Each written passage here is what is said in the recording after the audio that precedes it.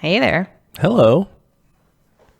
So, you know how Kyle and I have very different music tastes? Yeah, I have some experience with this. So, we have such different music tastes. Like, we have legitimately had like a big fight over it at one point. Like, it's a thing. How do you even fight over musical taste if it's like just you like what you like, dude? No, I'm very snooty, is the problem. Oh, okay. So, See, I'm judgy you were about judging. some of the music he likes. Yeah, which is understandable. I shouldn't be so judgy. Yeah. But he was being judgy about me being judgy. So, that doesn't excuse it. But No, that it really doesn't. But I bring this up because something interesting happened the other day. All right. Kyle was like, "What do you think is the greatest album of all time?" And I was like, "I don't know. What do you think?" And he said, "Rumors" by Fleetwood Mac. And I was like, "I agree." Whoa. So we can't agree what to listen to together on a daily basis, but we can agree on the singular best album of all time. Why don't you only listen to that album together then? We do listen to it a lot. The best album of all time, and why not? I mean, it's hard to top it. It's true. That's great. Across your great divides, you at least have this one thing in common. All right. Do you want to dive into it? Yeah, what are you teaching me today? Teach me something. All right. Today we're going to learn about the Black Panther Party. Ooh, okay. I know basically nothing, so I am a sponge waiting for my water. Well, I kind of wanted to do a little bit of that, a little bit of a teaching strategy here called a KWL chart for you teacher heads out there. What? All right. Stands for like, what do you already know? So what do we know? Okay. All right. W is your, what do we want to know? And then when we're done with the lesson, L is, what did we learn? Oh, wow. That's some dork shit. Some pedagogy. Yeah. Okay. So what do you know? What do you already know about the Black Panther Party? Oh, gosh. Well, let me preface this with saying we grew up in rural East Texas. And as such, we were brought up with we were in a racist environment. There's not a good way to put that. It's rural East Texas, so it's not the most enlightened corner of our country. Definitely not. I definitely grew up with the idea that like other people would imply or say that the Black Panthers were like violent and like a dangerous group of some sort. Like that's what the information or like the cultural knowledge I had of them. Okay, that makes sense. And more specifically, maybe like here was Martin Luther King, good guy, does things peacefully, but on the other hand, right, here were Malcolm X, here was Black Panther Party, the people who wanted to be violent and were bad, right? Yes, definitely there was that dichotomy. Okay. Anything else?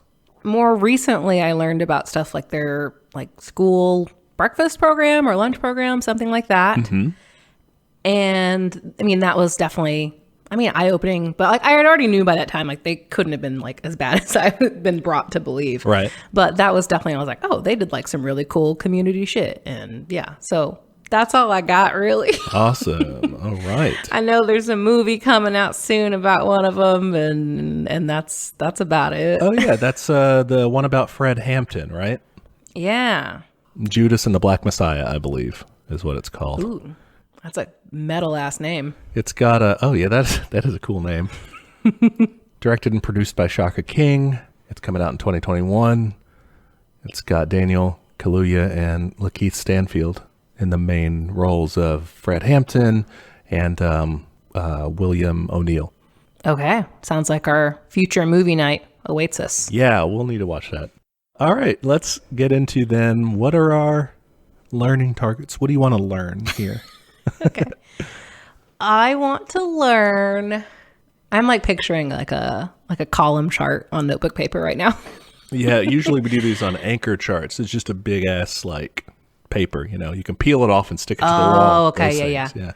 I didn't know they had a name. Okay. Oh, they're just big ass Post-its. Another one for the teacher heads out there. Okay, so I want to learn, I guess, like who were the main players and like, how they founded it and stuff. And like what they actually, like what their goals were and what they did. And I do want to know how they like interplayed with like the civil rights movement as a whole. Like what was their role? Just because like I think we were taught that dichotomy of like good and bad, which is, obviously very simplified and not true. Yeah. And I want to know more about why that is that we were taught that they were bad. Sounds good. Let's see if we can do some of this. So, Black Panther Party, when we're talking about these guys, they were active from 1966 to 1982. Okay. They were centered in Oakland, California. Initially, they're eventually a national and they even have some international chapters by the 1970s. Okay, cool. They're a Black Power political organization demanding self-determination for Black people in the United States. They fought against poverty, capitalism, racism, militarism, imperialism, and a rigged criminal justice system. I mean, those are all my least favorite things. Those are all things I would like to fight against. So, And it kind of makes sense when you see what they're fighting against, why you might be taught in Department of Education funded schools why they are, terrible. yeah, they're only okay with like one of those things. I feel like they're like, yeah, you can't be explicitly racist, but everything else, please continue doing. The Panthers, they sought to actively protect themselves and their communities and directly provide to those communities the things that people needed to survive. Okay, so big into mutual aid. Yes, that's a huge part of it. When you're talking about the free breakfast programs and things, that was part of that overall program. Cool. And we'll get into that here in a bit. One point that I do want to make to listeners is that we are talking about the Black Panther Party, not an organization called the New Black Panther Party. Okay. Which is something different, and it's kind of bad. It's bad. Oh. It's considered a hate group by the SPLC. Shit, okay. Ordinarily, I definitely check when people say that someone makes anti-Semitic statements. I make sure that they're not just criticizing Israel foreign policy. That happens a lot. But these guys, they were big into, they are big, I guess they're still around, they're big into anti-Semitism. They're not good. Okay. We're No, talking that's bad. about the original Black Panther Party, the actual one. Okay. All right, so you wanted to know kind of about the civil rights interplay. Mm-hmm. And we got to put these guys into perspective because we said they were founded in 1966. So that comes after a lot of the kind of early civil rights battles. Yeah, I actually wasn't sure if Malcolm X was a Black Panther. I was like, I feel like he was friends. I don't know. That makes sense. So he was not. He was assassinated before the Black Panther Party comes into existence. Okay, but he was definitely on that side of the dichotomy of this guy was mean about it. Yes, yeah, he's presented as Extreme. Also in that vein, yeah. So by the mid-1960s, the civil rights movement had really won a lot of important legal victories, right? Mm-hmm. You have the Civil Rights Act of 1964, you had the Voting Rights Act of 1965. So legally speaking, Black people in America had won key rights. And really, minorities of any racial group had won significant legal protections based on that. Yes, in theory. In theory. And so by the time you get to the mid 60s and moving on past that, you're starting to see the younger generation of Black people, especially in northern cities and out western cities and stuff, LA, Chicago, places like this. They're kind of wondering, how could they move past just formal legal protections and move into actual economic and political equality? Hell yeah. I'm always asking that question too. We talked about that in our queer theory episode. Yeah, I mean, because it's, great. It is important, like we were saying, to get legal protections like that and to have kind of a legislated equality of sorts. Anti-discrimination, yes, we want that. But also, how can we advance our communities? How can we... materially. Yeah. How can we improve that? And that's kind of the scene that we're going to drop a few players into. Who's first on the cast list? Key people. We got two people here, the founders of the Black Panther Party. We got Huey Newton and Bobby Seale. Okay. They found the Black Panther Party. They found the Black Panther Party for Self-Defense. That's its original name. Okay. In October of 1966. Huey P. Newton was born in Monroe, Louisiana, 1942. Probably not a great place to be at that time. No, it was something like the fifth highest lynchings in that county, like if you compare the other counties. Jesus. He was named after Huey Long, who we've mentioned in the show before. The governor guy there in Louisiana. Interesting. Yeah, I just thought that was neat. He grew up poor in Oakland. His family moved out to Oakland pretty soon thereafter, and he grew up there. Graduated high school without being able to read. Whoa. So that's how bad the school systems were failing them there. Yeah. He taught himself to read, kind of opens his eyes to the world. He goes to Merritt College there in Oakland, kind of a community college there. Picks up the writings of our good friends Marx and Lenin, Frantz Fanon, Malcolm X. Who's that third guy? Che Guevara. Frantz Fanon. He was an anti-colonialist thinker. He was a philosopher, kind of like a Pan-Africanist thinker as well. So kind of a radical thinker in that regard. Definitely against imperialism, against colonialism. So friend of the show. Good. Let's see. Who else on the reading list? Mao Zedong, Che Guevara. Huey Newton's he's in Merritt College. He's getting woke. Getting radicalized, yeah.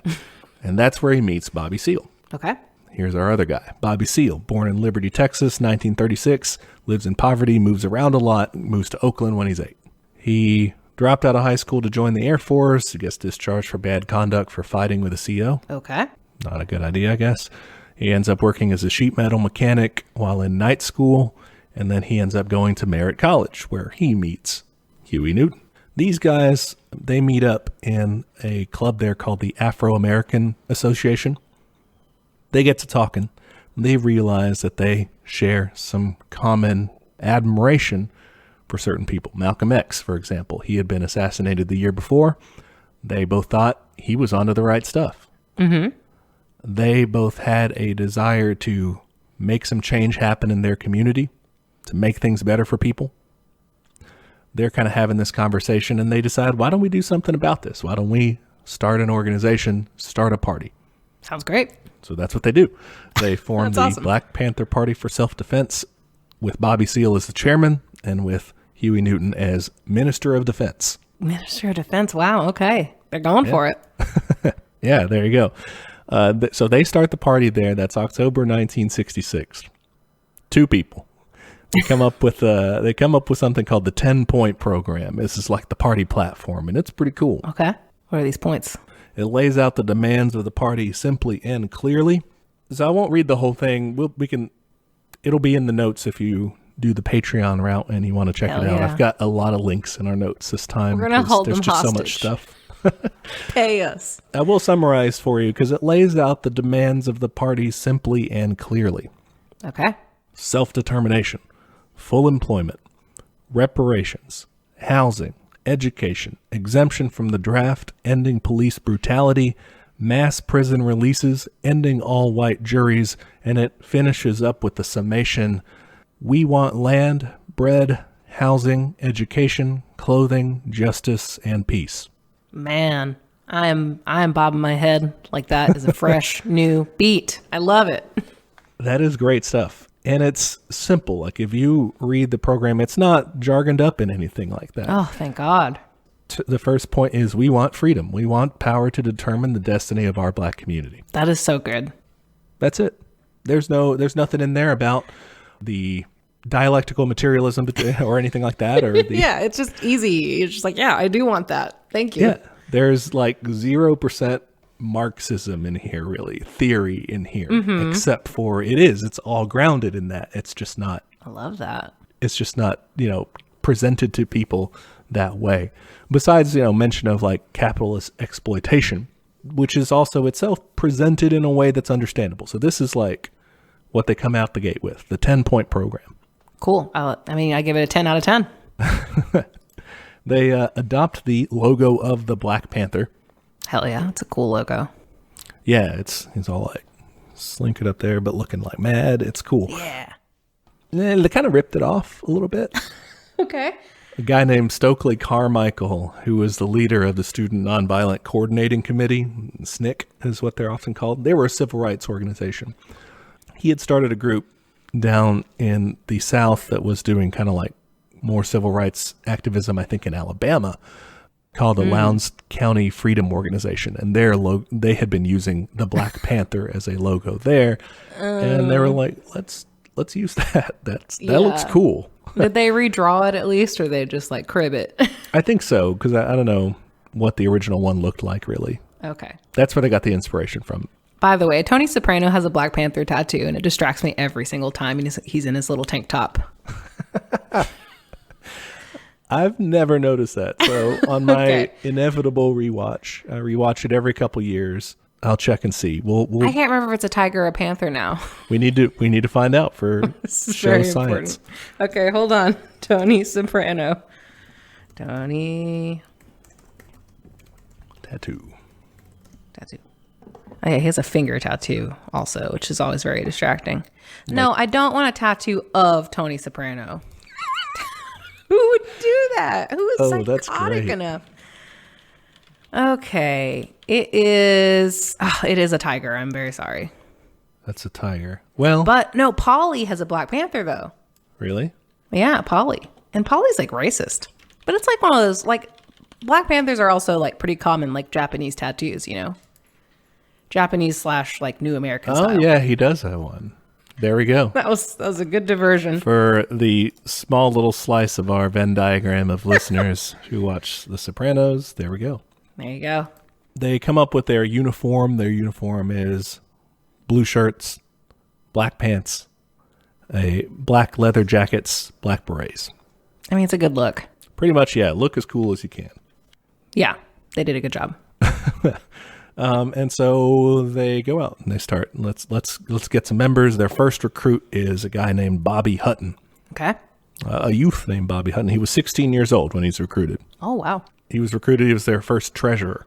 At 16. They're just, yeah. I mean, he was the third guy to be there. So like, I guess that's what happens. what's the next job? Well, we have treasurer. Pretty soon thereafter, they recruit Eldridge Cleaver, who also will come into play. He's from Arkansas. He grew up in the Watts neighborhood of Los Angeles. Oh, okay. He gets involved into kind of petty crime in his youth and also more serious crime. He is convicted of sexual assault and sent to prison. Okay. In prison, he reads Marx and Lenin and Malcolm X. He kind of becomes radicalized there. I'm kind of shocked they had those books in prison. I mean, I guess they had normal libraries. I know that nowadays you can like donate books and stuff to prison true. organizations to like get them to prisoners there. We should just all start just sending all the marks we can over to prisons. Yeah, I think one of the reasons that they, aren't so restrictive on that stuff is because of the they watch TV in their crowd. You ever heard these guys? No. They'll like complain and they'll be like, they have TVs and all these channels in prison, Yeah. who are just, they'd like to bring back the torture chamber basically. Yes. So you give them a book and well, No one likes to read. at least they're doing something productive. Yeah. But yeah, so he gets radicalized and repudiates his former life. He had kind of bigoted racial views there as well. He's like, no, I'm not doing that. I'm going to, be like Malcolm X and be an anti-racist. Cool. He joined the Panthers when he's released from prison. He's paroled in 1966. He becomes the Minister of Information. Okay. So we're filling out the positions here. Their org chart's looking good. And Eldridge Cleaver, he's a weird guy. Like I said, before he had done some bad shit in his life before. Mm-hmm. Later on in life, he also writes some homophobic stuff in a famous book of his called Soul on Ice. His life after the Panthers is crazier. Gets into everything from fashion design to born-again Christianity. What? At one point, creates his own religion that he calls Christlam, like a blend of Christianity and Islam. What the heck, man? When he's bored with that, he joins the LDS church. He eventually ends up life as a conservative Republican. So like this guy, all over the place. Oh my gosh. He's interesting. Yeah, he had quite a life. Let's talk a little bit more about them. They've just been founded. They have a few members. They start expanding, and to fund that expansion, they start selling copies of a book popularly known as the Little Red Book, also officially titled Quotations from Chairman Mao Zedong. Okay, so a different Little Red Book. This is just officially published by the Chinese Communist Party and put out there and everything. They would buy them in bulk and sell them to leftists and liberals on the campus of UC Berkeley Wow, okay. to raise money. That could not have bought them many friends. Well, it's interesting because I was looking into this. it's not just a fundraising source. The party was actually inspired by and kind of aimed to put into practice Mao Zedong thought. Okay. Which is not officially like Maoism until 1982 later on. I think we mentioned that in our ideologies episode. Yeah. One thing I do at some point want to revisit is Maoism as an ideology. Yeah, I'm a little fuzzy on it. I mean, I know about the Cultural Revolution, but I don't remember much else about it, like why it's that different. I don't know. I think we didn't really do it justice last time. We kind of like, it was there. It was, We had a lot to cover. Yeah, I just think it could be explored more. And it does have more interesting points and good things to raise than we really gave it credit for at the time. Okay. Like, for example, the Panthers adopted the tactic of the mass line. Yeah, I remember this one. The mass line, if you'll recall, simplified in the slogan, from the masses to the masses, which the party would be well-versed in revolutionary theory and what it thought it should do programmatically and stuff, right? Yes. The whole goal was to keep from separating the party from the people and making it this weird other thing. You wanted to stay in contact with the people. Okay, cool. So you'd maintain a close relationship with the masses, regular non-party people in the community, and you'd consult them and be like, what do you need? What's wrong in your life? What can we do? Like, what problems do you face? That sort of thing. I like that. Yeah, and then after that, you interpret that, you refine it, you'd be like, okay, well, how does this fit into Marxism? What do we do? How does this fit into revolutionary communism? And then bring that action back to the people and say, you guys said you wanted blah. Well, we're here to bring you blah. Okay. There you go. I like that because I feel like we've talked about before how in like the Bolshevik party, it was very close to the vest, very secretive because that's how they were formed. And I think that's interesting. The Black Panthers went the other way because you can tell like they're so focused on mutual aid. It's probably came from that. They're like, we're just trying to help people. Yes. And so their program is very much tied in with this tactic of the mass line. They are always out there trying to do directly whatever it is that people need. Cool. And also selling the book was a great source of income. They were jacking it up 3 times the price, which allowed them to raise enough money to, spread their membership and to buy some guns. Whoa. Okay. Yeah. This is another thing I knew about Black Panthers. They like guns? They liked guns. The Panthers needed guns for self and community defense. Okay. They drew some inspiration from this that was interesting. I've heard of this guy before, but I had to do some research on him because it's kind of a character. And we can add him into, a later episode, a segment or entire episode on his own. His name is Robert F. Williams, and he was the head of the Monroe, North Carolina chapter of the NAACP in like the 50s all the way through 1961. He's known for promoting armed self-defense. Okay. Because they had, the Klan was really powerful where he was from. Yeah, and you couldn't count on the fucking cops to help because they were often part of the Klan. Yeah, so he promotes armed self-defense. He calls up the National Rifle Association and sets up a local branch, a charter of that. I love that. In there. But it's black people from his community that are in it, and they're, training themselves to defend their community from attacks from the Klan. He writes a book called Negroes with Guns that details his experiences there and everything and all what he went through. This is supposed to be the book that had one of the biggest impacts on Huey Newton. Interesting. That's where they're kind of drawing that inspiration from. Newton had studied gun laws in California. He knew about that the state had open carry laws. Oh, shit. So you could carry a loaded rifle or a shotgun as long as it was out in the open, Yeah. and not pointed at anyone. Wow. As long as you did that, that was legal. That's amazing. California, Wild West. I mean, it, kind of makes sense. So the party started to go out and do that. This is similar to something that had happened before called community alert patrols. Okay. Which happened after the Watts Rebellion of 1965. Okay, what's that? A lot of times these will be called the Watts Riots. This is referring to the same thing, but it's unrest that happens in Los Angeles from August 11th to 16th of 1965, where a black man was pulled over for reckless driving. An argument breaks out with the police there. The police end up hurting a pregnant woman. Oof. In the conflict, and bystanders and stuff. It devolves, and the community had been, of course, being oppressed. Yeah. So this just kind of boiled over into days of uprising. Yeah. I mean, an unfortunately classic story. Yes, 34 people died, 1,000 people were injured, 3,000 arrests. Afterward, the local community there set up community alert patrols where they would go and watch the cops to make sure that they weren't, brutalizing people. Yeah. And they would they had mutual networks of lawyers and stuff, legal aid, legal counsel that could help people in those situations. So it's similar to that, what the Black Panthers were doing. Their innovation was to combine that with Robert F. Williams's idea of arming yourself.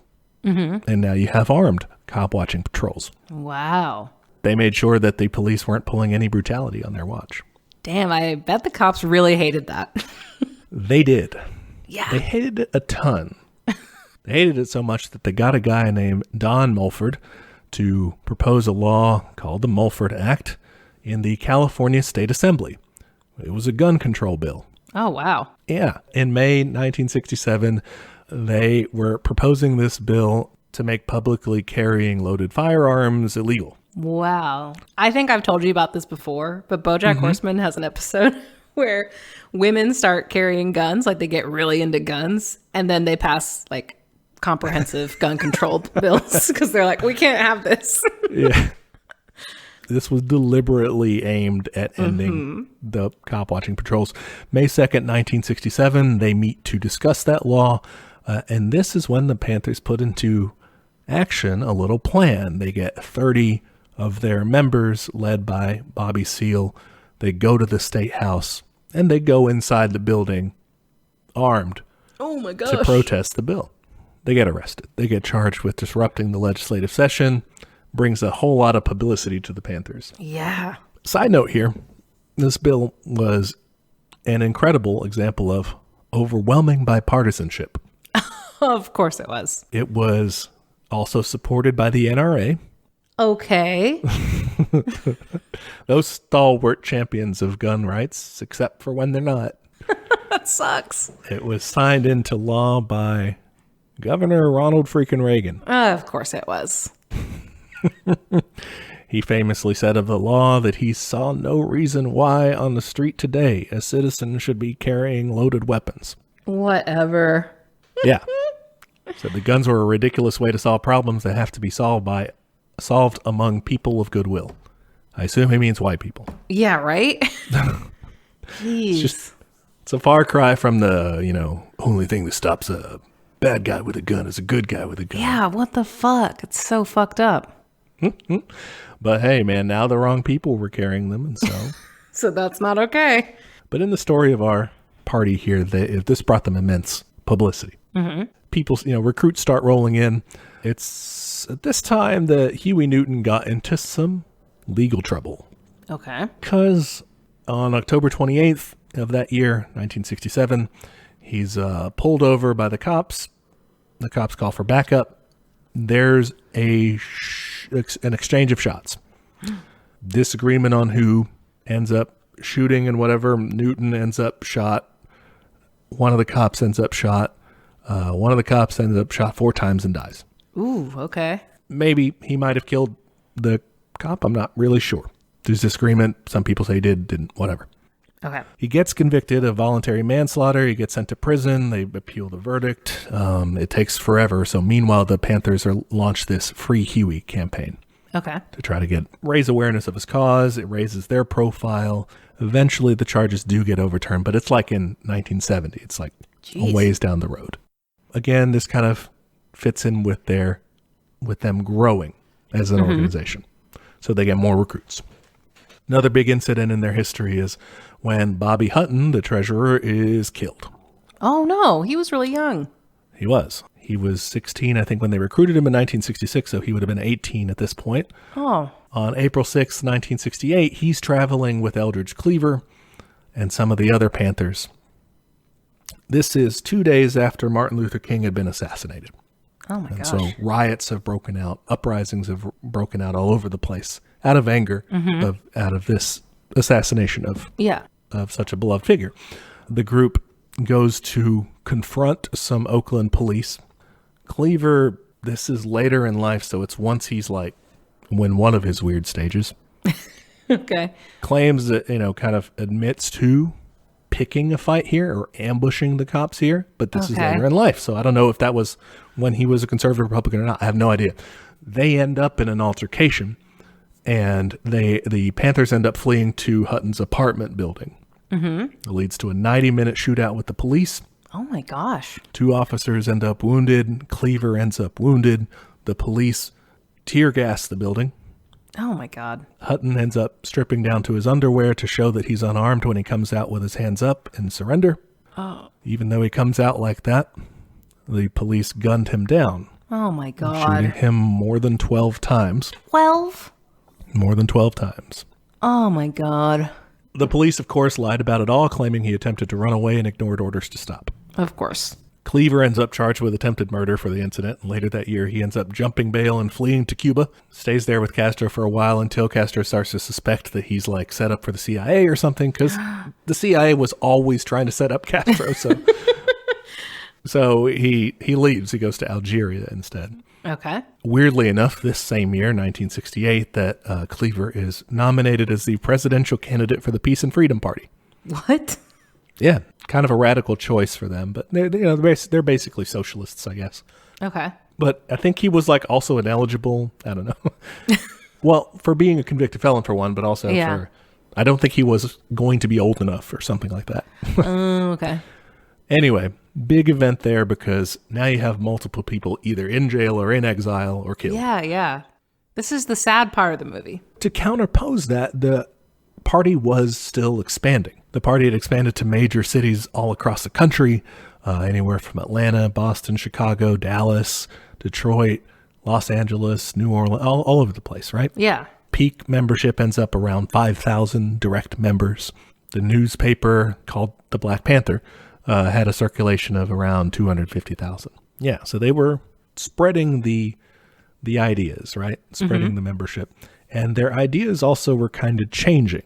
Okay. And I was trying to figure out how this had come to pass because, like you said, we get this idea that maybe these guys were what people would call like reverse racists or something, right? It's like, oh, they hated white people. Yes. They wanted to kill all the white people or something, right? Yeah. And so people get this idea of the Panthers as this like anti-white organization from their origins as black nationalists, as kind of separatists. That doesn't mean that they want to, that they want to be violent toward white people or anything. That's an exaggeration of kind of a distortion of that. Mm-hmm. It just means that they were looking at the problems that their community faced, and they said, well, to solve the problems that are afflicting black people, we need to form a nation of our own people. That's how people have solved problems in the past. The problem was that they couldn't because they were a minority in this area and they weren't the dominant force, right? Yeah. But it's like, if you become the dominant force, then you don't have the same problem. So it's like, what do you do? Like, you're kind of trapped. That's not an effective way to solve the problem, is what they found. So they evolved into revolutionary nationalists. Okay. And so they're basically here, the idea is, well, it can't just be just us here.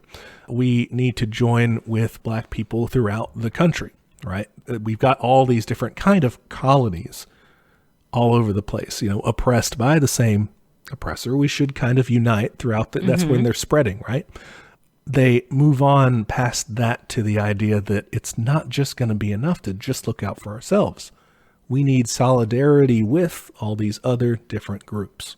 Yeah. Okay. There are racial groups that we'll talk about in a bit that are forming their own self-defense groups, their own direct action mutual aid groups, and they're like, we need to make alliances with these guys. They become now revolutionary internationalists because not just about us. Now we are teaming up with all these other groups too. All of us working toward our own self-determination, right?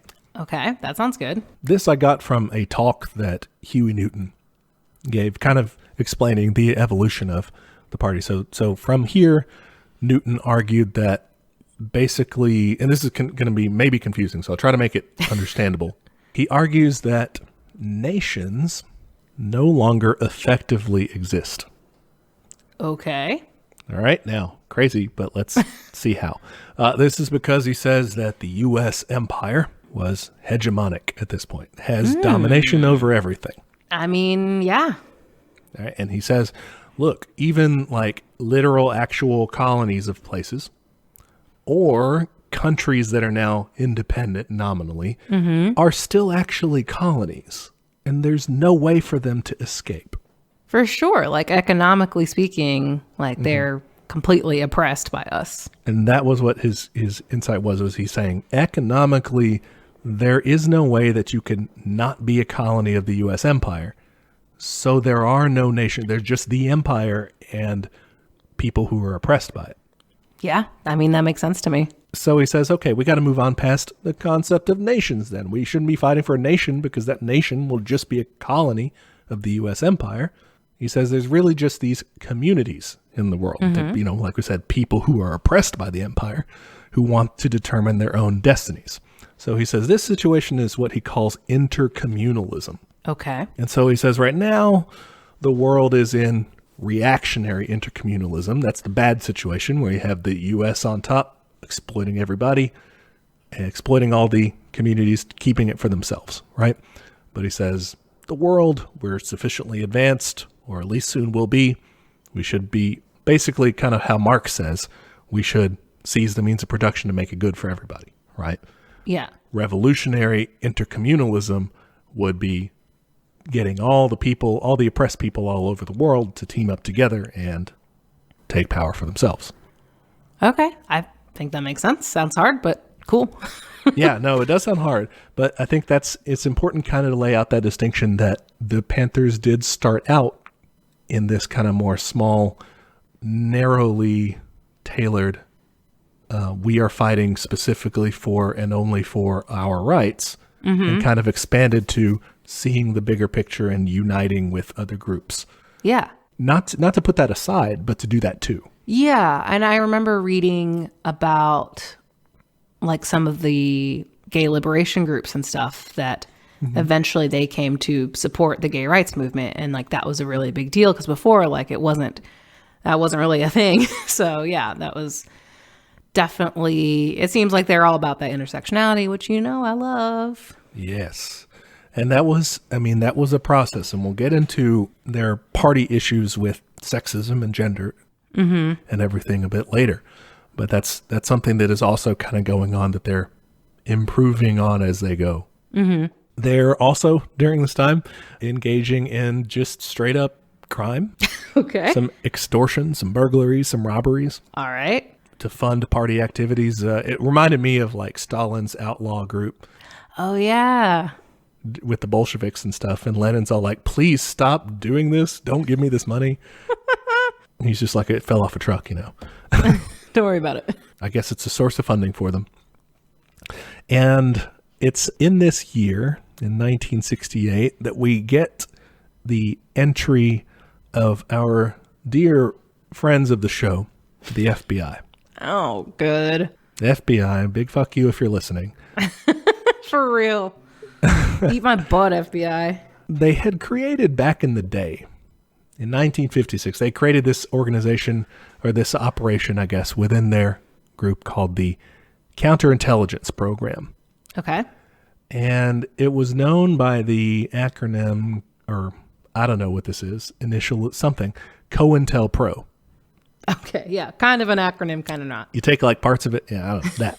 It sounds like an app. This was designed, well, this was okay, explicitly to target and to fuck up the Communist Party USA. Yeah, okay. Because I remember them from the show The Americans. Yep. Yeah, you're right.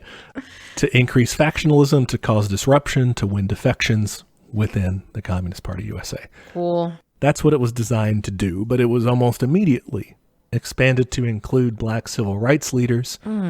Because, J. Edgar Hoover's sorry ass was saying that the movement was infiltrated with communists. Okay. So, COINTELPRO targets like Martin Luther King. Yep.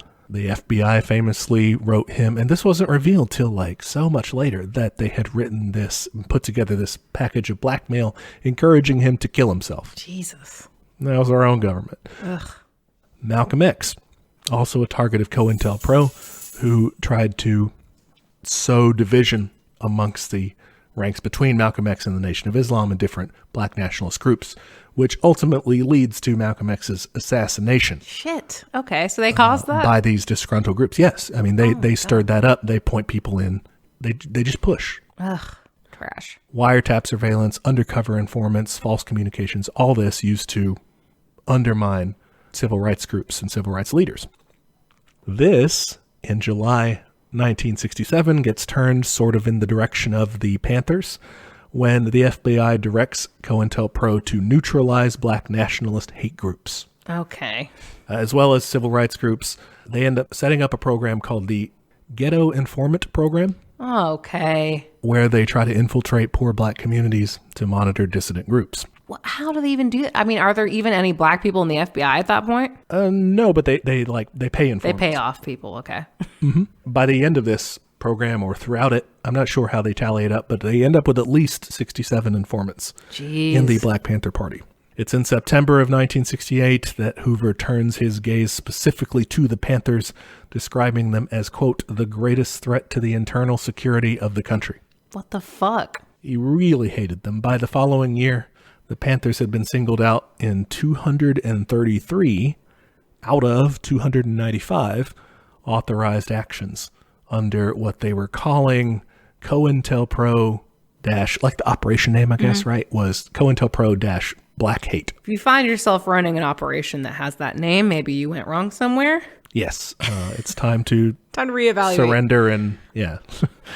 So they are just gunning for the Panthers, and this takes a little while to kind of bear fruit, but it does bear some bloody fruit.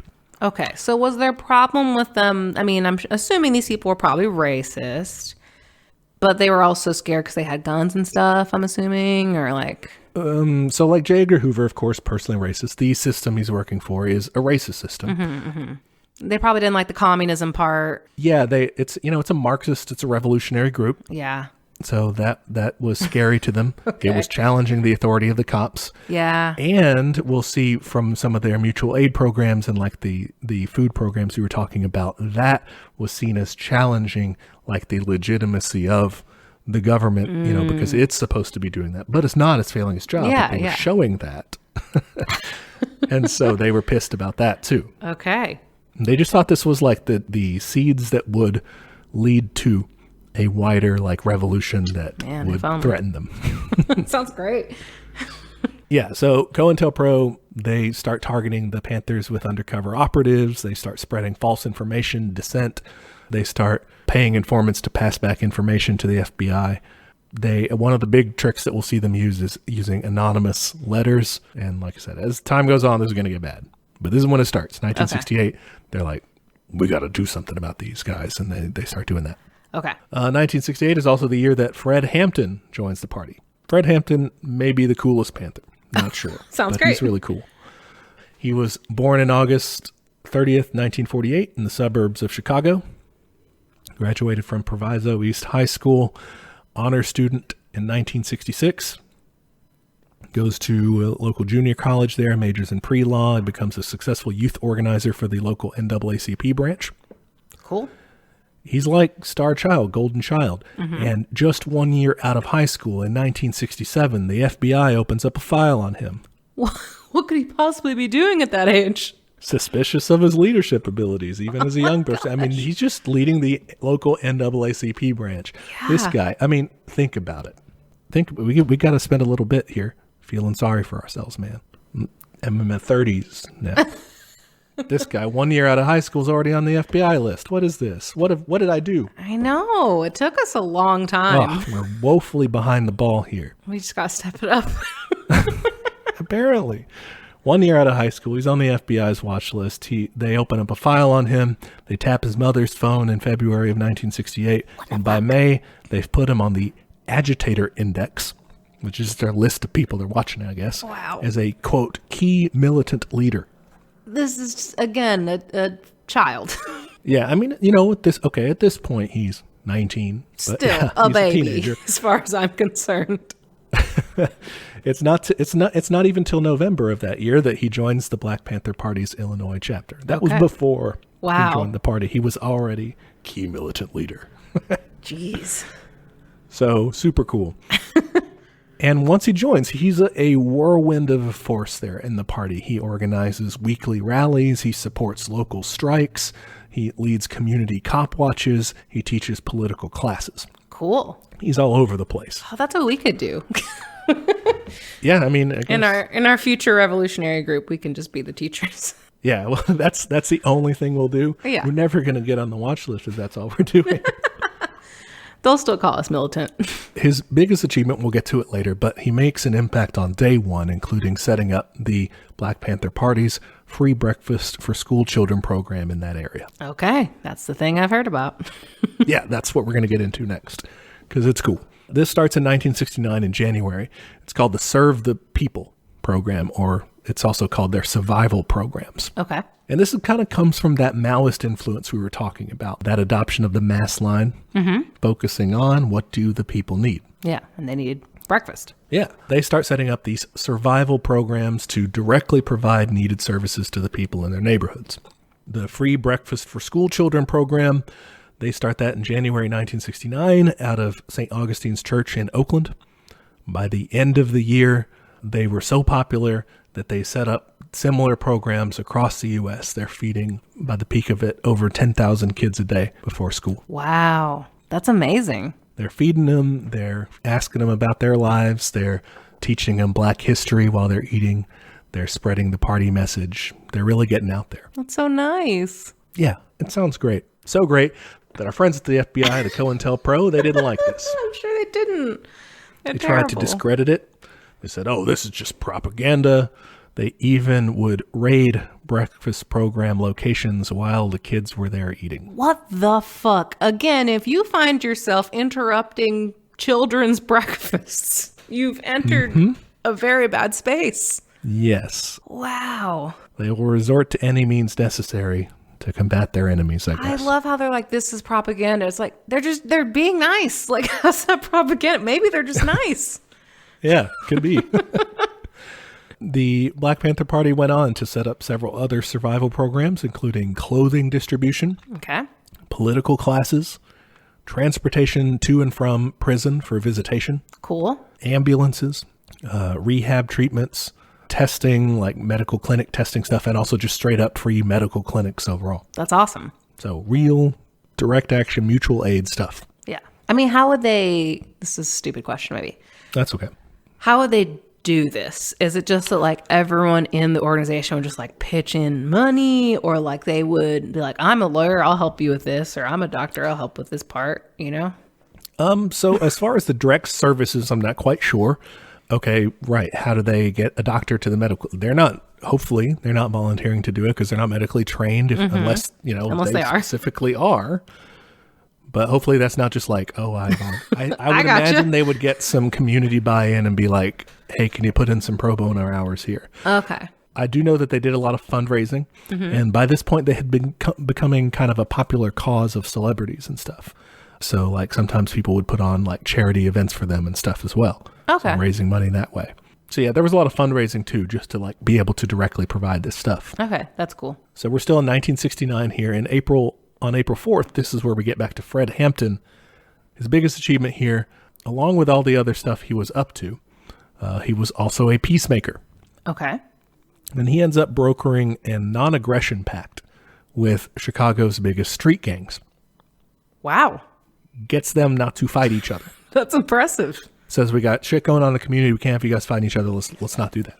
That's awesome. And not only that, he builds a multicultural coalition, an alliance between different groups that are kind of similar to the Panthers called the Rainbow Coalition. Okay. I think I've heard of this. Yeah, it's a cool name. It's created Very April cool. 4th, 1969. It's an alliance between the Panthers, a group called the Young Patriots Organization. All right. What's that? So the Young Patriots Organization is a very interesting group. They were an anti-racist, anti-capitalist group. I would not have guessed that based off the name. Oh, it's great. Okay. Because the way that they do this, they're leftists. They're mostly made up of white Southerners Okay. who had moved to Chicago. Okay, so like people like And us. so kind of an expat area. Yeah. In Chicago. But they were targeting young white migrants from the Appalachia region who still experience, extreme poverty, extreme discrimination, poor whites, basically. And they were targeting these guys with like Confederate flag imagery. Whoa. And stuff like that. And like saying, like, hey, come listen to us. But then they would be like, we're against racism. We're against capitalism. And here's why those things are hurting you. Interesting. They're just like, it's a honeypot. Yeah. It's so cool because people will be like, oh, the Panthers, morons. They teamed up with these white Confederate nationalists people. or whatever. And they weren't that at all. Yeah. People, great. take such a shallow view of them because, oh, there was one Confederate flag. But that's not at all what they were doing. So interesting. I love that. Yeah, it's crazy. So there was like no white supremacy with these guys. They were just that was who they were reaching out to. They had like cowboy hat symbols and stuff like that too. I love it. That's who they're going for. But they were a leftist. They were an anti-racist group. That's great. Yeah, that's the Young Patriots organization. There's also the Young Lords. Okay. Also strange, but tell me about it. And the Young Lords is still around. Okay. The Young Patriots are not. The Young Lords is still around. It was founded by Jose Chacha Jimenez. That's a great name. Yeah, that's a cool name. Latinx people know how to do a nickname. Yeah, for real. And it was centered around self-determination for Puerto Ricans, Latinx people, and colonized people around the world. Sounds great. Yeah, so you can think of kind of this like intercommunalist sort of thing, kind of like the Panthers were, but centered around more Puerto Rican specifically, and then more generally Latinx people. Cool. So that was the initial nucleus of the group. You later add the Poor People's Coalition, the Students for a Democratic Society. Cool. The Poor People's Coalition, I think, was like kind of a local campaign sort of thing that was going on there, like to advocate for poor people in the area. Yeah. Students for a Democratic Society. If you've heard of these guys, you may have heard of them as the SDS also. Yes. They were kind of a campus-centered group and very stridently anti-war. Yeah, that's mostly when I've heard of them. Anti-Vietnam War. That was their main thing. They were also just broadly speaking leftist as well. Okay. You also had the Brown Berets, Okay. which I hadn't heard of. But the Brown Berets were a Chicano organization. Ooh, I like that. Part of the Chicano movement. They are still around, but they're also, you can think of them in the same branch. They were more focused on farm worker struggles, educational reform, anti-war activism. Cool. And who else? The American Indian movement. All right. They were mainly focused on indigenous peoples, tribal rights and things like that. Also addressing systemic issues of poverty and police brutality against Native Americans. Yeah. And the Red Guard Party. Ooh, that's a cool name. The Red Guard Party is, from what I could tell, seemingly similar to the Panthers for people of Chinese descent. Oh, okay. In like, specifically in kind of the Bay Area, San Francisco sort of Okay. Chinatown area. Cool. They even had a 10-point thing similar to the Panthers. Awesome. So yeah, like all these groups, you can tell that like, they have sort of different interests in a way. For sure. They also have so much in common. Oh, I love it. The idea here was that the groups in the alliance would work in concert. If there was an action, protest, strike, whatever, they would go to support each other. Even if it was somebody else's main thing, they were going. That's so great. They get thrown in jail, somebody does, they would pool together to help bail them out of jail. Yeah. Oh, that's wonderful. Fucking solidarity. Yes, exactly. That was the thing. Solidarity between all these groups. It was Fred Hampton. He's saying, you don't fight fire with fire. You fight fire with water. You don't fight racism with racism. You fight it with solidarity. That's awesome. He's the best. He's cool. Yeah, he sounds amazing. Don't have heroes, but he can come close. Yeah, he can be in the running. The Rainbow Coalition is formed, right? Mm-hmm. How do you think that our friends at the COINTELPRO, what do you think that they thought about that? They probably lost their shit. They're like, fuck, now there's like 10 times as many of them. Yeah, they were scared. They didn't like this. They recruit a 17-year-old William O'Neill in exchange for like dropping felony charges and stuff against him. They recruit him to infiltrate the Panthers as a counterintelligence operative. Oh my God. He's going to later rise to become Hampton's bodyguard, Oh, no. and it's not going to end well. Shit. Gosh, that seems super illegal to be like, hey, we'll, give you your freedom if you go kill someone for us. Like, that doesn't seem legal. Well, it's not. COINTELPRO as a program was not legal. It was completely illegal, operation. And we would never have found out about it, and who knows how long it could have continued, if not for some also illegal direct action. Okay, tell me about this.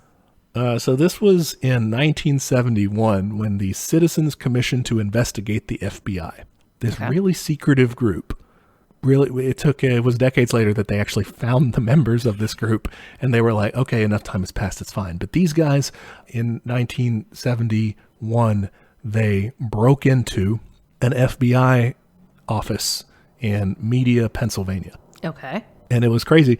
It was a pretty small office, and it was after hours, and there were just a couple security guards there or whatever. And they chose this, the date, March 24th, because there was a major boxing match going on. Okay. It was Joe Frazier and Muhammad Ali, the fight of the century. Yeah. And so they're like, the security guards, man, they're going to be glued to the radio or TV or whatever. They're going to be watching that. This is great. I want to watch a movie of this. This is a caper. And so they break into the office. There's a documentary film titled 1971, so maybe we'll check that out. Yeah. They go in, they steal all these papers, and they expose it to the media. The media, silent. The only guys that publish it are the Washington Post. Wow. Everybody else is like, no, it's bad. What the fuck? Ongoing operations and all that, Oh, national security bullshit. Yeah, but the only reason we know about it is because these guys fucking stole from the government. Broke into the FBI office, stole it, and told everybody that, hey, the government's spying on you. Yeah. Oh, my God. That's insane. Yeah. All right. Back to Rainbow Coalition. Rainbow Coalition, right. Yeah, COINTELPRO doesn't like it. They try to sow distrust between the Panthers, right? They try to, between them and these other groups, they start trying to sow discord and be like, actually, though, the Panthers are racist against white people. And they start publishing fake cartoons and fake letters between people. They're just fucking gossiping. Yeah, they're trying to say, who's talking shit about you, That's what they're doing. Okay, real mature. It doesn't really work. It doesn't break apart the coalition. Great. Eventually, they'll move on to worse tactics. How aware do you think, maybe you don't know this, but how aware do you think the Black Panthers were of this FBI chicanery?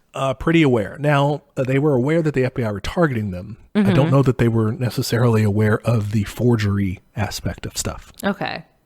That seems to be one that really brings them a lot of success.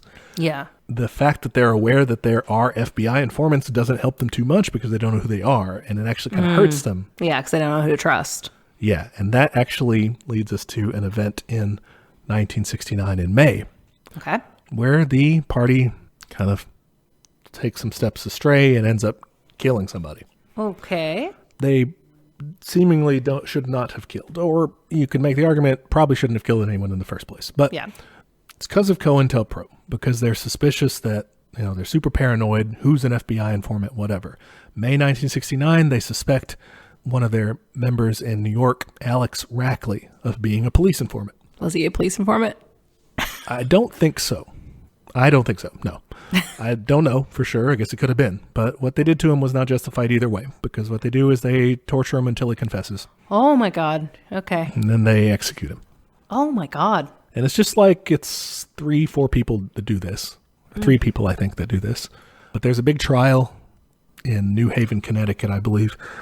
And it's a big deal because, so there's 2 guys that shoot him to finally kill him, right?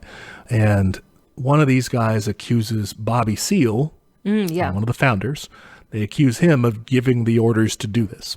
Okay. Now, the other guy who shot him doesn't say that happened. It's never proven, and basically questions remain now to this day about whether the guy who made that accusation, George Sams Jr., might have himself actually been the FBI informant they were worried about, or some sort of agent provocateur or something like that. Yeah. Who knows? Damn. But probably should have had a policy of not executing people you think are FBI informants, but just kicking them out of the party. Yeah, for sure. Wow. It's very Sopranos. Yeah. Jimmy's the rat.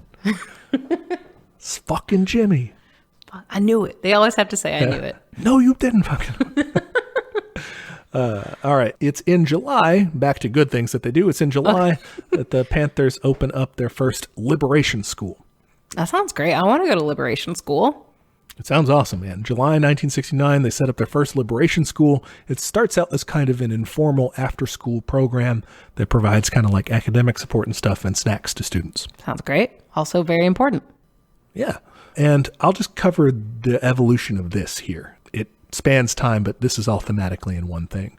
The first full-time liberation school opens later in January 1971 in Oakland. It's called the Intercommunal Youth Institute, the IYI. Okay. Students were separated by academic performance rather than age. That's cool. And it had grown to 50 students by 1973. It had a faculty-student ratio real small, 1 to 10. So, oh, that's great. Yeah. The schools there, they provided traditional courses, you know, your math, science, whatever. But they also focused on class structure and institutional racism. I'd love that. If you went to school, but it was leftist themed. Oh, please. Please let me go. The overall goal was encouraging students to develop a revolutionary consciousness. That's great. You know, by 1974, they've grown into a larger facility. They've changed their name to the Oakland Community School.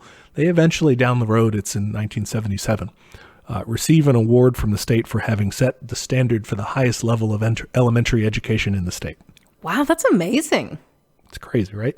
Eventually, they do close. It's in 1982 when the party itself goes under. Okay. It's a pretty big deal that they start from just these community programs. Yeah, I mean, like, that's fulfilling such a huge need, not only like educationally, but like in a childcare sense. Like, that is a big gap in childcare, especially like for your younger kids who get out really early. Like, if you have people working and if you have like single parents, that's a huge benefit. Yeah, that's true. There's a popular Netflix movie out now. I don't know if you've seen it, but The Trial of the Chicago 7. I've heard of it. It's by Aaron Sorkin. Oh, my fave. It was a pretty good movie, entertainment-wise and everything. Okay. You know, generally liberal in its outlook. I mean, he's he's terrible at race, so I'm super curious. Yeah, and it's not central to the movie, really. Okay. The Trial of the Chicago 7 was originally the Trial of Chicago 8. That's how it starts out. Because Black Panther Bobby Seale was included in this trial. Okay. This was overall, the whole thing centers on the 1968 Democratic National Convention. Okay. Where riots broke out because it was a police riot. These guys were accused of, the people on trial here were accused of crossing state lines to incite riots. It's very specific. Yeah, but again, it was the police who provoked this and made this into a violent event and busted people's heads in on national television. The trial began in September 24th, 1969. Bobby Seale's, indicted, put on trial with these guys. He gets there. He requests that his trial be postponed because he doesn't have an attorney present. These guys are all represented by this other attorney, and he was saying, my attorney, he's having surgery. Can we postpone this trial till he's out? A judge, Julius Hoffman, a real asshole, said no. Okay. And then Seale's like, okay, can I represent myself? The judge says no. I thought you were allowed to do that. It's unconstitutional what he did, but yeah, but he did it. Okay. Seale repeatedly is protesting this out loud in the courtroom, and on October 29th, the judge ordered Seale to be bound, gagged, and chained to a chair during the proceedings. Holy shit. This is in what year? In 1969. What the fuck, guys? The lawyer, who was not the other guy's lawyer, like, he's still on the defense of the other guys, he said, Your Honor, this is not a courtroom anymore. This is a medieval torture chamber or something what the that. fuck? Again, if you find yourself doing these things, take a look in the mirror. Yeah, so Seale was there. That this literally happens to him. He has to endure this for several days. Oh my God. Eventually, they reveal that Seale had only gone to Chicago as a last-minute replacement for Eldridge Cleaver, because Cleaver had jumped bail and stuff. So he was like the last minute, he had been there on that weekend of the convention. He'd been there for 4 hours. Oh my God. And then he gets fucking tortured. Yeah, not enough time to like do any conspiring or He whatever. probably just like got gas and breakfast or something. And when they find that out, Hoffman severs him from the case, I guess, gives him a different trial, sentences him to 4 years in prison for contempt of court. Okay, what? One of the longest sentences that they'd ever done, but it's just Yeah. he's mad that a black person has said this to him. Oh my God, that's insane. It's overturned on appeal. Good. The higher court is just like, are you serious? That's not what that's for. Yeah. But Bobby Seale has to go through that. Again, raises the profile of the Panthers, shows, just the lengths that people are willing to go Yeah. to attack them. Even judges who were supposed to follow the law. Were the other people, were those Black Panthers, or were they just like... No, Okay. there was Tom Hayden from the SDS. There's like different like student activists, not Black Panthers. Okay. On December 4th, 1969, we get to a real sad chapter of their history. Okay. The assassination of Fred Hampton. No. So by late 1969, the FBI are good friends, and the Chicago PD, they were tired of Fred Hampton and all of his success in organizing the poor and the dispossessed of the city, right? Can't have that. They're done with it. They don't like it. So in November, Fred Hampton's like in California with a party function. These 2 cops end up getting killed in a shootout with some Panthers, Okay. who also lose one of their own. And the Chicago Tribune writes an editorial, and this is some really terrible stuff here. They write an editorial, an unsigned, so just, this is what our newspaper thinks, literally titled, quote, "No Quarter for Wild Beasts." Oh my God. In the opinion article, they urged the police to approach suspected Panther members, quote, "ready to shoot." Holy shit. Yeah. That's insane. Tensions were clearly high. And yeah, they're just, who is the wild beast in that Yeah. Like, in that portrayal? Like, now who's fucking inciting a riot? You didn't cross state lines, but geez. again, your refrain here is when you find yourself writing headlines like, Unless it's like a literal zoo breakout or something. There's no need for that. the FBI gets their informant, O'Neill, to give them a detailed floor plan of Hampton's apartment, while the Chicago PD put together a 14-man heavily armed raid team with search warrants for illegal weapons. O'Neill said, "Oh yeah, there's a disturbing amount of illegal weapons in there." So they get a search warrant for it. Was there? There are probably weapons. I don't know their legality or anything. I know that Yeah. Hampton was unarmed when it goes down. Jeez. There was a guy with a shotgun. I know that. On December 3rd, Hampton taught a political education class at a local church. When he returns to his apartment with his Panther friends that had been there too, they have dinner. O'Neill's prepared them a dinner. He's also drugged Hampton's drink with secobarbital Okay. to sedate him during the impending raid. O'Neill leaves shortly thereafter. Hampton ends up falling asleep mid-sentence talking to his mother on the phone around 1:30 in the morning. Okay. At 4:45 a.m., December 4th, 1969, the cops stormed the apartment. Mark Clark was sitting in the front room of the apartment. He had a shotgun in his lap. He shot and killed immediately. Okay. His gun goes off into the ceiling. This is the only shot fired by the Panthers during the whole Jesus. assassination. Yeah, and I'm sure they fucking took that to mean let's just shoot up the whole place. Well, they do. Hampton was sleeping on a mattress in his bedroom with his fiancée, Deborah Johnson, 9 months pregnant. Oh my God. The cops dragged her from the room while Hampton still lay unconscious, drugged. The cops fired, wounding Hampton in the shoulder. There's an account from one of his fellow party members in the next room who heard the following exchange.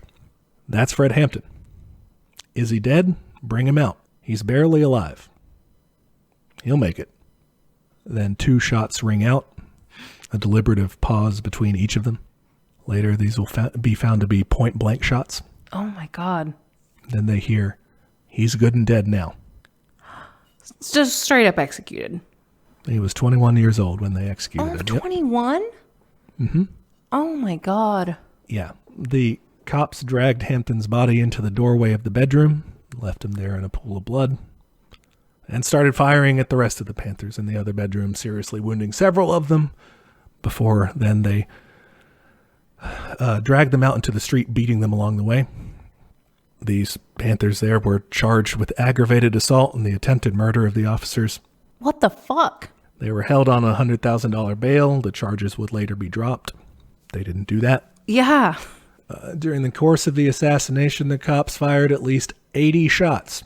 80. For how many people were in this fucking apartment? There were kind of a lot of people, but there was one guy with a gun who died immediately, and everyone else was unarmed. Including a pregnant woman? Yes.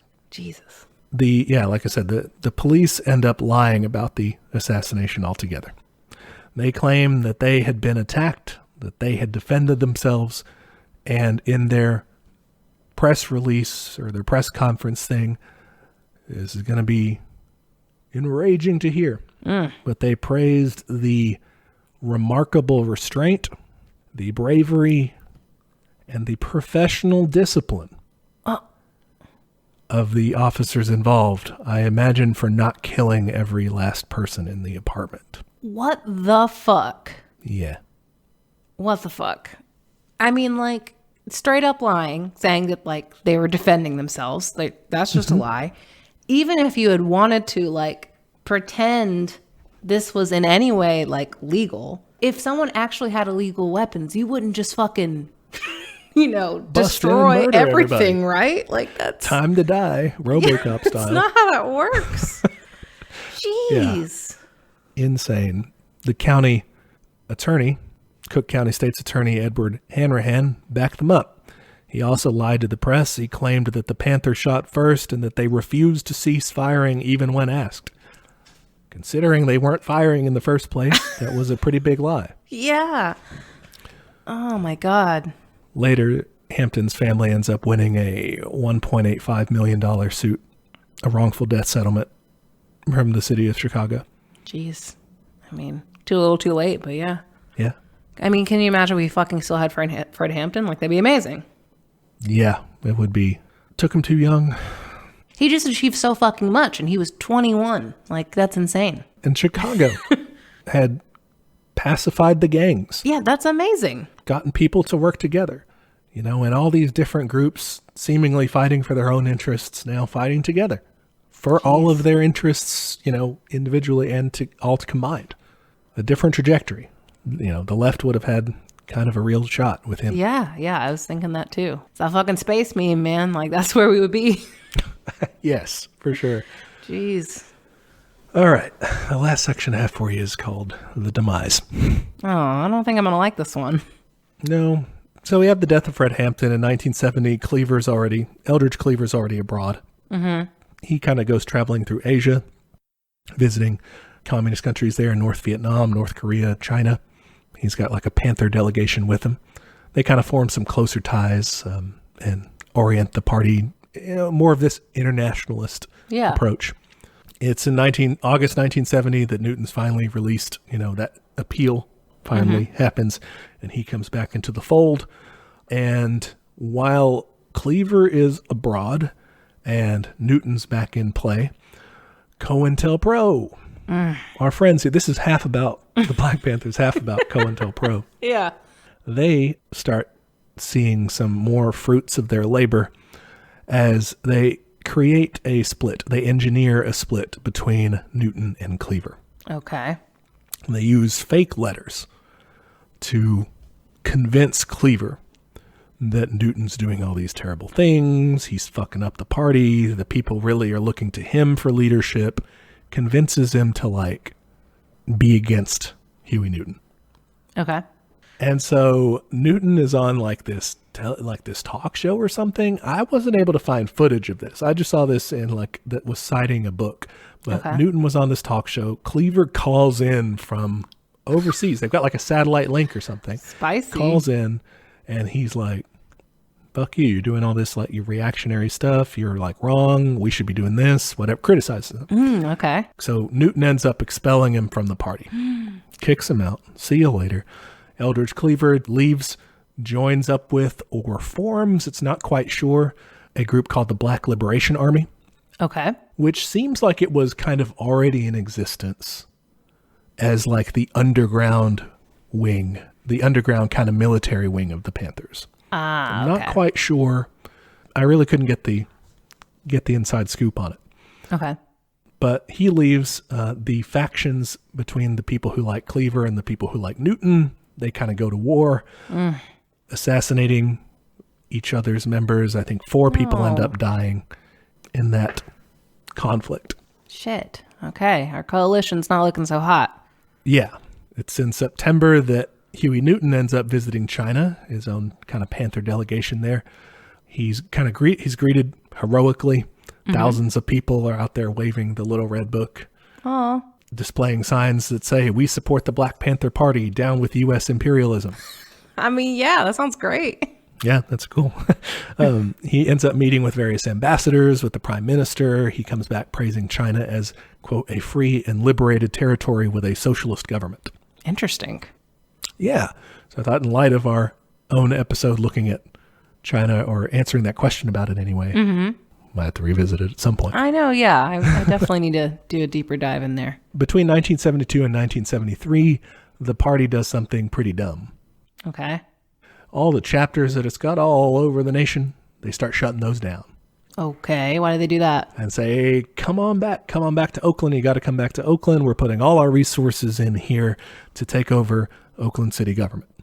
Okay. They end up winning a few local government commission seats and stuff, but they had run Bobby Seale for mayor and they failed. Okay. They didn't get him elected as mayor. And Newton, after this, he's pissed and he's like, Bobby, you had this terrible idea, kicks him out. Kicks out a lot of people. Okay. And just kind of basically does a soft purge, just kicking people out of the party. That leads to pretty, that's kind of disastrous for them. To compile the problems, Newton gets into more trouble with the law when in August of 1974, he's accused of murdering a 17-year-old sex worker named Kathleen Smith. There's not a certainty on this, and he doesn't get convicted. Okay. I don't know myself, but it does look to me, and I won't accuse him of it formally, but if I were to lean one way or the other, it does look more like he is likely to have done that. Okay. That sucks. He was also accused of pistol whipping his tailor, Whoa. Preston Callens. Apparently, in both situations, he had gotten into altercations with them because they called him Baby. He hates which was being a called nickname. Baby? Yeah, apparently a nickname he hated from childhood or something. Okay. I don't know if the source was right on that necessarily, but that's what I read. Huey Newton ends up fleeing with his girlfriend to Cuba for 3 years to avoid prosecution. Wow. So not good. People are getting assassinated. You've shut down chapters all over the country. You have kicked out more party members. One of your party members has fled the country. It's looking dire. In 1974, since he flees, Elaine Brown is put in charge of the party. Okay. And Elaine Brown's an interesting figure. She increases the influence of women in the Panther organization, appoints women to prominent leadership positions, and gets more involved in kind of electoral campaigns and community activism. Okay. And I think this kind of leads us into an interesting subject with the Panthers that we want to spend a little more time on, because the trajectory here, Elaine Brown, she's put in charge, she's there for a while. But when Newton does come back, there's an incident where Regina Davis, who's an administrator at one of the liberation schools, reprimands a coworker for not doing one of their assignments and gets beaten. Whoa. Gets her jaw broken by male Panther members there. And Newton just kind of sides with them or condones it. What the fuck? I saw one account that said he ordered it. I saw most accounts saying that he was like okay or sympathized with it or something. So yeah. That's when Elaine Brown left the party. Okay. Because that was bullshit. Yeah. Yeah. And this, I think, is a good way to kind of introduce kind of a important issue that kind of runs throughout their history, is the issue of gender. Yeah. Yeah. I'm curious about that. I was actually writing that on my notes to ask. Nice. In the earliest days of the party, they definitely espoused traditional gender roles. Okay. Focused on kind of black masculinity. Mm-hmm. They start out kind of as an all-male party. Yeah. Yeah. Obviously so, given what you're going out there and telling people, right? But women are interested in joining. Yeah. The 10 points doesn't say anything about being only for men. And they're good points. Yeah. So that kind of has to evolve over time. But in the kind of home base, the Oakland chapter, this problem is almost like worse, it seems like, than other places. Perhaps the local leadership there is at issue here. Because they have more cases of sexual harassment, gender conflict. That's more commonplace there. Okay. Apparently, one account I saw said that when some party members from Oakland visited their New York chapter, the women there fended them off at gunpoint due to their chauvinistic attitudes. The chauvinistic attitudes being, quote, I don't know if that's like a euphemism and saying they tried to do something or what, but they were not having it. Oh, man. They apparently were kind of a locus of problematic attitudes. Interesting. But I don't think this was universal throughout the party. Yeah. I mean, it makes sense, though. Like, I mean, those chapters are naturally going to have some different dynamics. And if the platform itself wasn't espousing, like, sexism, then that makes sense. Yeah, for sure. They do accept women. It's Joan Tarika Lewis, who is the first woman to join the party in 1967. They contribute over 40 images to the party paper, The Black Panther, as a graphic artist between 1967 and 1969. Yeah, it's the newspaper actually ends up being kind of a bastion of female representation in the party. I think it's from 1968 to 82. All of its head editors are women. Cool. They also have a lot of other prominent party members. Kathleen Cleaver, who is Eldridge Cleaver's wife. Okay. Erica Huggins, Angela Davis. Yeah. These are all prominent Black Panther Party members. She was also on my notes to ask about. About Angela. Yeah, she was a member. It doesn't seem as though she had held like leadership positions. I wasn't able to really see too much in terms of that. Yeah, she was an affiliate of the Los Angeles chapter. Okay. But the group, like we said, kind of evolved on the issue of gender, realized it needed to be incorporated into a broader critique of what they were fighting. By 1969, the paper had officially mandated the equal treatment of male and female party members. Nice. That same year, Fred Hampton, R.I.P., conducted a meeting condemning sexism. Good. After which the party considered sexism to be counter-revolutionary. Okay. There was still kind of a reliance on gender roles. From what I've read, like in the party paper and stuff, it seems like while they were saying like men and women are equal, neither is above the other, they kind of still relied on maybe having different roles. Yeah. And still kind of fell into that. Yeah, that can be kind of common, I think. Yeah. Like they would portray kind of women as, active defenders, armed, military people in the same way, but defenders of home, family, community, kind of put it in that. More domestic. Yeah. So I don't know. I guess we can't expect them to be going by kind of our views or our time's views of. Yeah. Women do make advances in the party nationwide, Oakland exception maybe. They at times make up 2/3 of the party membership. That's a lot. Especially when the COINTELPRO raids are going and they're jailing people, Women held leadership positions, and they also called attention to and worked to change the sexism that was in the party. Cool. Right. So they were always kind of like fighting that fight. Yeah. It's in the 70s that the party officially supports women's reproductive rights. Nice. They establish on-site child care facilities in multiple U.S. chapters locations. Very good. I couldn't find more information on this, but they also condemned and opposed sex work. Interesting. I don't know if it was, because I don't know if it was like the Marxist broader critique of saying it's work, it's bad, don't do work. Or if it was specifically saying it's bad for them to do it, or if it was at least saying it's bad for people to patronize, or to exploit people in that way. Interesting. I didn't see more detail on it. Okay. Potential bad. I don't know. Ultimately, I guess, where are you thinking about that in terms of like the gender issue? I think they progressed. I think it makes sense. I think given the like environment they were in and like just the time period, like, yeah, we can't expect them to be 100% like gender neutral or, anti-sexist. Yeah. So I think they were doing okay for the most part. Yeah, I would agree. I was kind of surprised with the Rainbow Coalition. Like there wasn't a women's group in there, and there wasn't like the Gay Liberation Front in there. Like they definitely had more of a focus on race, which I think is good. Like we definitely that's important. We need to be anti-racist. But yeah, I think in the idea of solidarity, like I would have been interested in seeing other groups be part of that too. In late August 1970, Huey Newton, upon release from prison, wrote an open letter in the Black Panther about an alliance between the homosexual movements, women's liberation, and the Black Panther Party. There we go. I knew it happened eventually. I was like, I read about this. What? Called upon the Black Panther Party to include women's and gay liberation in their revolutionary plan, building a coalition that stands united against the racist, patriarchal, capitalist state. Fuck yeah. Sounds good to me.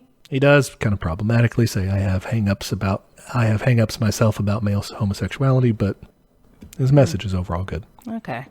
He can have his personal things, I guess. Yeah, I guess. What is it? Po Buddy's nerfed. Po Buddy's nerfed. Oh. So that was Elaine Brown in power for a bit until things get bad enough that she leaves. In 1977, like we said, Newton had come back from exile. He stood trial for the assault and the murder. Mm-hmm. Party members apparently tried to assassinate witnesses in the trial. Oof. Newton denied knowledge, all this stuff. He ends up getting convicted on a gun charge, but the other stuff gets tossed out of mistrials and stuff. I mean, everything's sliding down. By 1980, membership has fallen to 27 people. Whoa. They've Okay. closed all those branches. All they had is Oakland. If Oakland's falling apart too, then it's... Yeah. Oh, that sucks. I wish they hadn't closed all those branches. Newton, by this point, has begun to succumb to drug addiction. Oh. The Panther School closes due to a scandal wherein Newton was accused of embezzling funds in 1982. Jeez. Allegedly to pay for his drug addiction. It's in 1989, after the party has dissolved in 1982. It's in 1989 that Huey Newton is murdered. How is he murdered, or who? He's shot. He's killed by a member of the Black Gorilla family. There's different accounts. I've seen that he may have been extorting them to obtain drugs. I've also seen that the person who shot him was doing so to move up in the ranks of their family to get a franchise to get his own crew, basically. Yeah. Oh, that sucks. That's when he dies. But 1982 is when the party officially ends. Man, that sucks. That's the history of the Black Panther Party. That's what they were about. What sort of questions do you want to round us out with? I mean, we kind of covered them. I did have questions about, because I had read about them in some way, like endorsing the queer movement. So I was curious about that. Mm-hmm. And then the sexism question, because I think I had heard that kind of accusation before. I don't know. I mean, this is less of a question, more of a lamentation, but like, I wish they were still around. I wish fucking all these people were still around. I wish Fred Hampton were still around. Like, it just sucks. And like, I don't know, I'm kind of annoyed. I'm annoyed that the new Black Panther Party is apparently anti-Semitic, because like, man, I would totally support them if they weren't. Yeah, they're not a good group, but yeah, I definitely agree. Black Panther Party was not perfect. They didn't do everything right, but they had a good, I don't know, I think they had a good approach, especially once they had developed into this intercommunal idea, right? And they have this solidarity. Yeah, I love the like anti-imperialist message, the idea of like nations don't fucking matter anymore. Like I'm on the last bit of Open Veins, so that very much hit hard with me. Just like, yeah, no, we still have fucking colonies. Like if not literally with economics. Like we fucking dangle aid in front of people and make them buy our expensive shit and sell us cheap shit. It's horrible. Yeah, for sure. I don't know. I'm sure there are listeners, maybe you can direct us toward some organizations that kind of reflect what the Black Panthers might be like, you know, had they carried on, right? This sort of same spirit of intercommunalism. I think that like, you know, mutual aid groups definitely try to emulate that sort of looking out for one's community, right? Mm-hmm. Antifa's not, you know, really an organization necessarily. It's just a patchwork group. As much as people would like to believe. You know, you can see, I don't know, a spirit of like, we're not going to back down maybe from them, but they're not a real thing. They're just kind of different groups. So I don't know. Yeah, I would love to know about organizations like that. I mean, I do follow Black Socialists on Twitter. They're a really great account, and I think I've learned a lot about the Black Panthers through them. Like I think that's where I learned about the school breakfast program and stuff like that. So give them a follow. I really love the whole solidarity message, and I really appreciate, like I said, the anti-imperialism, and I just think it's just a fucking shame. And it's an outrage that like our own fucking government in the name of national security, which a lot of people would fucking defend. You know they would. They had guns. Yeah. Even though it's like, it's the absolute hypocrisy of gun logic in this country is insane. Yeah. So, but they did crimes or something. Well, then put them on trial for them maybe, and don't just them. execute them. Well, okay, that's something though to think about is if we did have an incarnation of the Black Panther Party in our modern world, it would be met with the modern incarnation of COINTELPRO. Yep.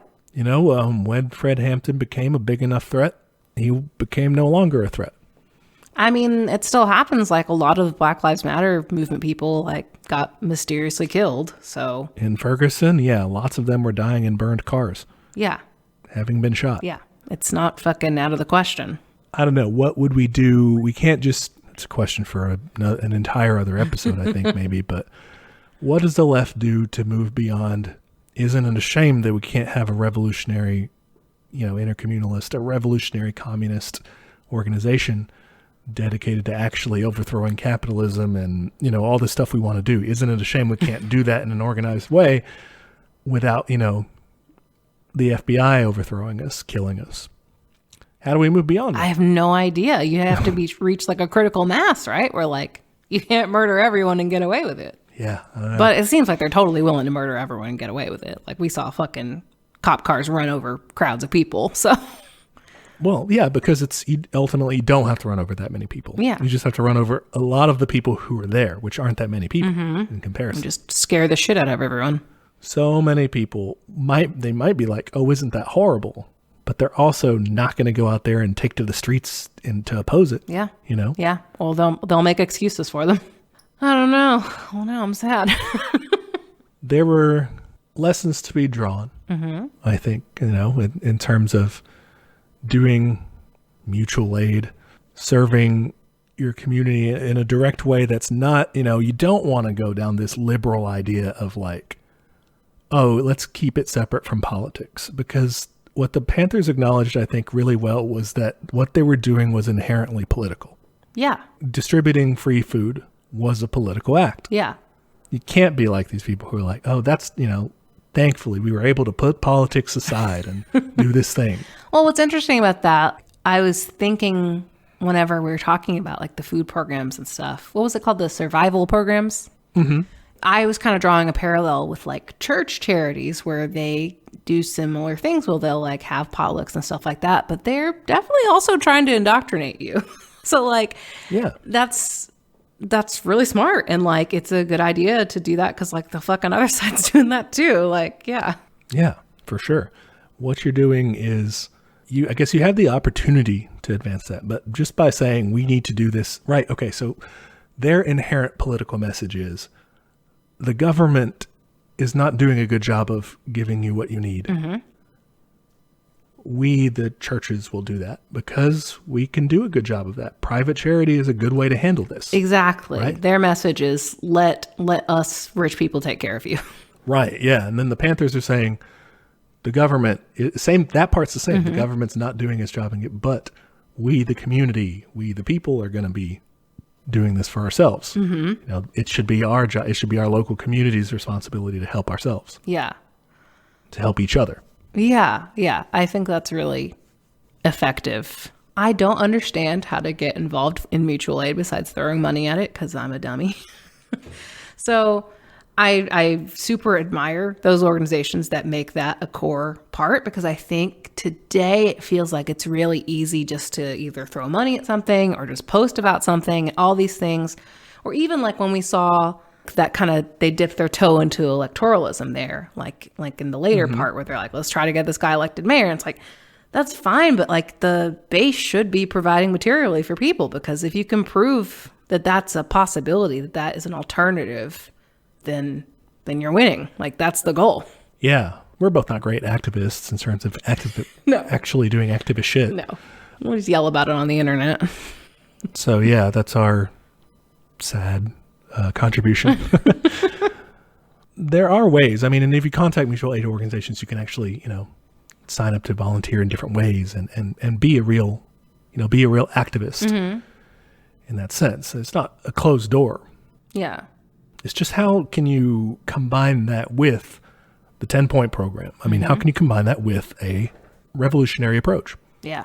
Just go to all the food banks and start leaving pamphlets of Marx around. Yeah. That's what you've got to figure out is how to, the pairing of the two is the real frightful thing. The pairing of a liberationist ideology, something revolutionary that wants to overthrow things, wants to radically change things, with showing people their power in terms of direct aid like that, and the willingness not to back down, to not be afraid, to defend yourself. Yeah. I love that they taught classes too. Like, I think that's really important. And I'm willing to bet those classes, like, based on the 10-point thing, I bet that was like super accessible and like not just fucking bogged down in theory. Oh, yeah. Fred Hampton, I've seen videos of him giving talks like this, and they flow. They're easy to understand. I love it. It makes intuitive sense. Yeah. It's not a lot of jargon. It's Marx, but modern times, Yeah. Yeah, I really think that's going to be an important component too of just like actually reaching people where they are and just explaining it in an easy way, because I don't know, so much of modern leftism is just bullshit. It's just go read theory. Yeah, go read theory. Let's argue about the best way to do this, electoralism versus other shit. And it's just like, can we just fucking do something, please? I would love it if we actually could accomplish anything. But we got to get into all our perfectly little divided factions and all that. What if we don't? What if we just say, let's go help people? Yeah. And like, we saw in their lesson that there is still a lot of factional infighting possible.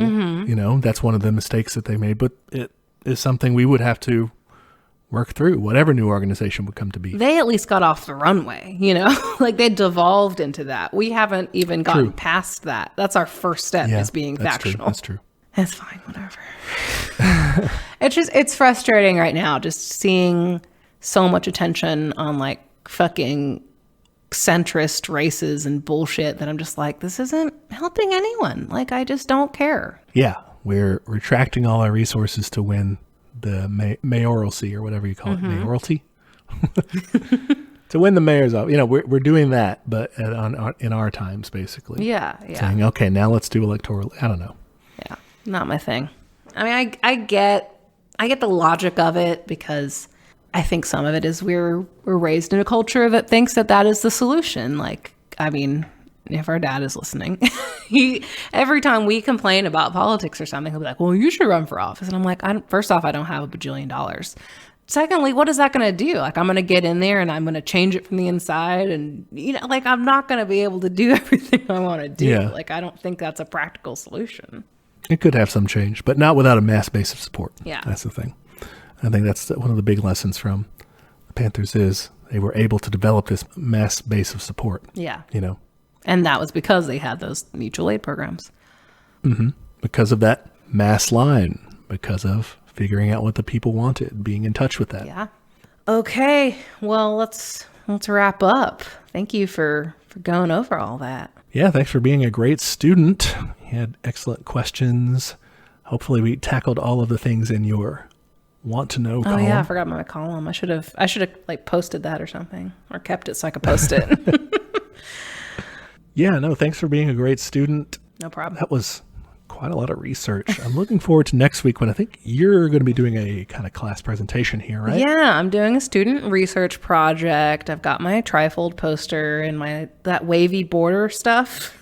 Ooh, good. That's how you know you really made it. Yeah, exactly.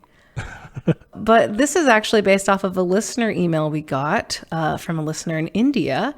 And they told us about the state of Kerala, which is at the southern tip of India, kind of the southwest. Okay. And yeah, he was telling us about like how they have a big history of communism there. And I looked into it and it's cool as fuck. So I'm excited. Awesome. That sounds cool. I can't wait to learn about that. Yeah, it's been a fun investigation. In the meantime, you can tide yourself over by following us online. We are on Instagram at teachmecommunism, Twitter at teachcommunism. If you want to send us an email and suggest an episode topic or ask a question, feel free to do that. We are teachmecommunism@gmail.com. We are on YouTube. If you prefer to listen to podcasts that way, just give us a search there. And we have a Patreon, patreon.com/teachmecommunism. We will be donating all of that money at the end of the year to a local mutual aid fund. So we will throw money at this problem until it gets better. Money to the people. For $5 a month, you can get access to our notes. I hear this episode's notes has a lot of links and stuff, so that's probably going to be good. Yes, deluxe mode. Ooh, okay. Deluxe mode notes here. Delicious. Yeah. I think I'm hungry. That's why I said delicious. I need to eat food. Anyway, you can get access to that just for $5 a month. Real easy. So do that. Yeah. Give us a review on Apple Podcasts. We love those. Love reviews. Rate and review. Do both. Don't be lazy and just hit the star. Just type some words. Although if you do, I mean, it's okay. I mean, yeah, you do both. Yeah. To Leon. Just do both too. Yeah. Thanks again for being a great student.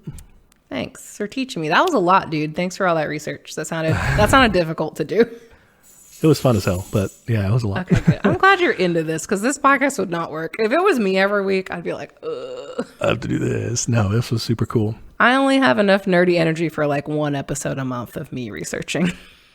I have a terrible process of it, but it works for me. It's like I just absorb. I don't do like any like writing down of anything. I'm just like. How many tabs do you think you had open at one point? Well, this was actually the reason that I put the links in because I had so many tabs I had to like just have an easy way to refer back to them. You reached like tab capacity. Even now, I've got like 15 on this one thing over here. I can't. And that's pretty narrowed down. All right, listeners, you can catch us next week on another episode of Teach Me Communism, where the class struggle is always in session. Stay safe, comrades. Bye.